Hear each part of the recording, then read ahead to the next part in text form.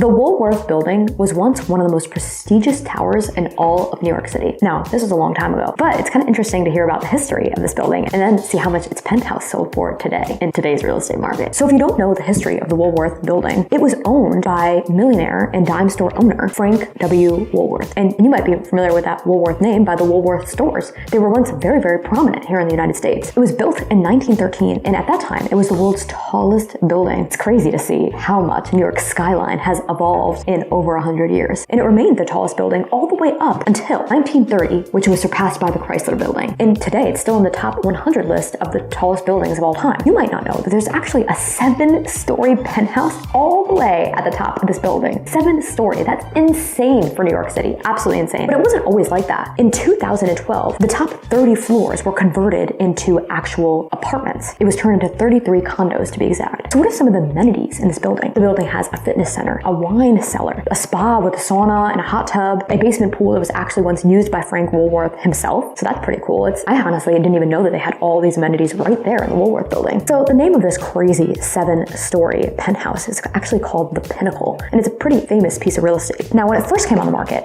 like 6 years ago at this point, it came on the market with a hefty price tag of $110 million, which is absolutely insane. But at the same time, it is a penthouse that is 7 stories in one of the most popular buildings in all of New York City. It was the highest asking price in all of downtown Manhattan at that time when it first came on the market. But it did not sell at that price. It definitely did not. So local blog site 6 Square Feet came out with this article kind of going over the whole sales process of this Woolworth penthouse. After this lengthy process of selling this penthouse, it finally sold. And who was the buyer? Scott Lynn was the buyer. And if you're not familiar with him, he's the Masterworks founder. And Masterworks company is valued at over $1 billion.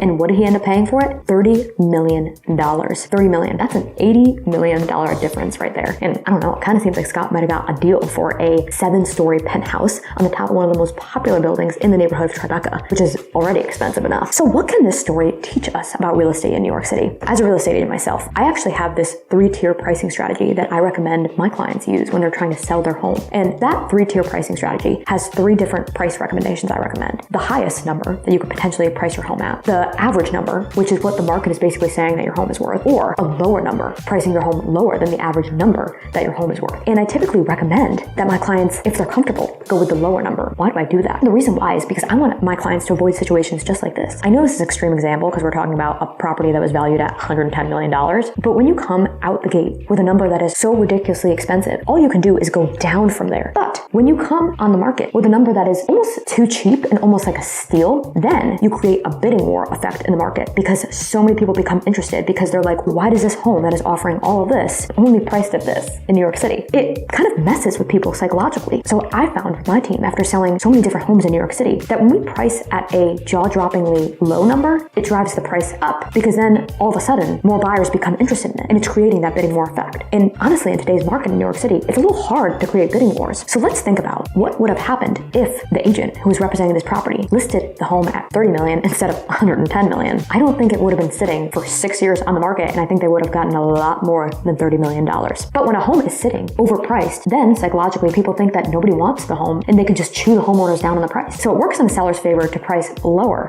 than higher. I know sometimes homeowners don't want to take that risk and price lower, but it almost always drives the price up, and that's why I recommend it. And if I was representing this penthouse at the Woolworth, this is exactly what I would have done because they would have gotten more than $30 million. I could guarantee it. So I would love to know, do you think that this apartment is worth $30 million, or do you think they got it at a steal? As always, I just love hearing from you guys.